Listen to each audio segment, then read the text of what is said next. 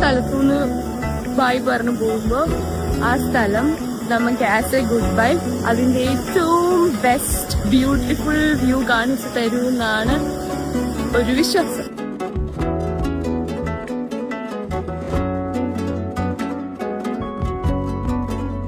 ഇതെല്ലാം ഒരു സാധനം കൊണ്ടാ വന്നേ. ഇതുണ്ടോ, ഇതിനകത്ത് ഞാൻ ഇവിടുന്ന് കുറച്ച് മണ്ണും ഒരു ഷെല്ലും എടുത്തോണ്ട് പോകും. എന്തിനാന്നറിയാമോ? എനിക്ക് സൂക്ഷിച്ചു വെക്കാൻ. ഓക്കെ,